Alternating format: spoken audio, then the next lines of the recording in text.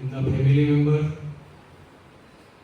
એમના આમંત્રિત મહેમાનો, એપ્લાય વિભાગના મારા મિત્રો જે ઘણા દૂરથી આવેલા છે,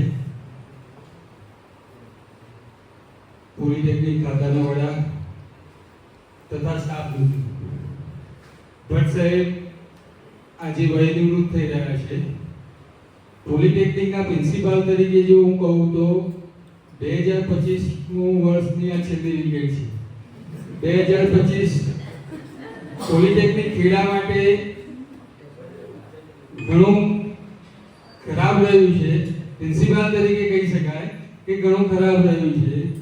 લગભગ 8 ફેકલ્ટી સંસ્થામાંથી ગયા છે અને એક બી ફેકલ્ટી સંસ્થામાં આવ્યા નથી. એમાં છેલ્લા ભટ્ટ સાહેબ વિદાય થઈ રહ્યા છે. પ્રિન્સિપાલ તરીકે ઘણું દુઃખ તો થાય, પણ હવે વય નિવૃત્તિ એક ભાગ જ છે કે સમય થાય એટલે વય નિવૃત્તિ આવે જ. નાસ્કા પોલિટેકનિક ખાતેથી વિદાય લઈ રહ્યા છે, તો એમને બાકીની જે લાઈફ છે એ સુખમય, શાંતિમય, નિરોગી રહે અને એમની પ્રવૃત્તિમાં જોડાયેલા રહે. મને વિશ્વાસ છે એમની ટ્રેનિંગ વાળી પ્રવૃત્તિ તો ચાલુ જ રહેશે. અને ખરેખર કહેવાય કે મોટાભાગે આપણા સ્ટાફમાં રિક્વાયરમેન્ટ એવી હોય કે ભાઈ કેશની જરૂર છે તો ટ્રેનિંગ લેવાની. પહેલી રિક્વાયરમેન્ટ નીટરની લેવાની. નીટરની ટ્રેનિંગ લેવાની એટલે એમાં બીજું કશું જ નહીં. સવારની ચા જોવાની, બપોરનું લંચ જોવાનું, સાંજની ટી લેવાની. કોઈ પરીક્ષા હોય નહીં, ઈચ્છા થાય ત્યારે વચ્ચેથી ગાયબ થઈ સામેની સંસ્થામાં મળી આવવાનું અને છેલ્લા દાડે સર્ટિફિકેટ લઈ લેવાનું. મોટાભાગે ટેન્ડન્સી આવી જ હોય છે અને આપણે આ રીતે જે જૂના છે એ તો આ જ રીતે ટ્રેનિંગ લીધેલી છે. પણ ભટ્ટ સાહેબ માટે એવું કહેવાય કે એમને કેશની કોઈ રિક્વાયરમેન્ટ નથી.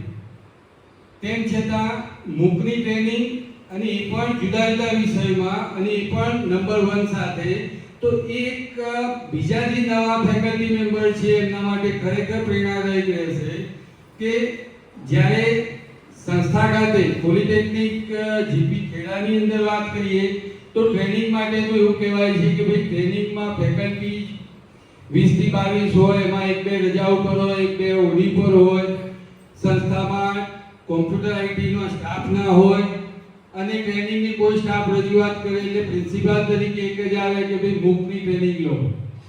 બરાબર છે, તો મૂકની ટ્રેનિંગ લેવાની આવે એટલે સ્ટાફ કહે કે સાહેબ એમાં તો વાંચવું પડે, એમાં તો પરીક્ષા આપવાની થાય અને પાસ થઈએ તો સર્ટિફિકેટ મળે.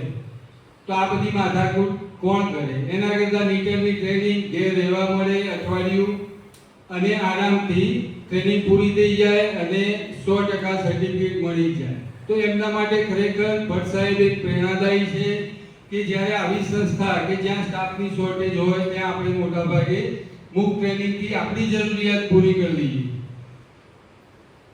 ભટ્ટ સાહેબ માટે એમને કોમ્પ્યુટર ખાતાના વડા તરીકેનો વધારાનો ચાર્જ સંભાળ્યો છે અને એક આખી બેચ પાસ કરી દીધેલી છે. એમના નેજા હેઠળ એટલે કે કોમ્પ્યુટરની અંદર બેચ એન્ટર થઈ અને બેચ નીકળી બી ગઈ.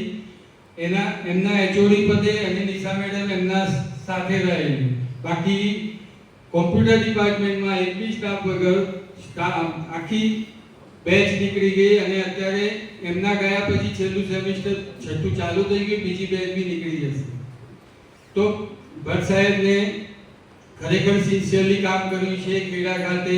વધારાની એમની આગળની નોકરી વિશે તો ઘણા બધાએ સારું કીધેલું છે, પણ ખેડા ખાતે એમનો જે એડોન પોર્ટફોલિયો હતો કે કોમ્પ્યુટર ખાતાના વડા તરીકેની કામગીરી અને એ પણ એક બી સ્ટાફ વગર, એ ખરેખર એક એચિવમેન્ટ કહેવાશે કે બીજા બધા પોર્ટફોલિયા તો ઠીક છે કે આવતા હોય અને આપણે એ રીતે કામગીરી સંભાળતા રહીએ, પણ એક વધારાના હેડ તરીકેની કામગીરી અને એ પણ એવી જગ્યાએ કે જ્યાં સ્ટાફ જ નથી ને પૂરી કરવી એ ખરેખર એપ્રિશિએશનનું કામ છે અને એ ખરેખર એમને નિષ્ઠાથી નિભાવ્યું છે.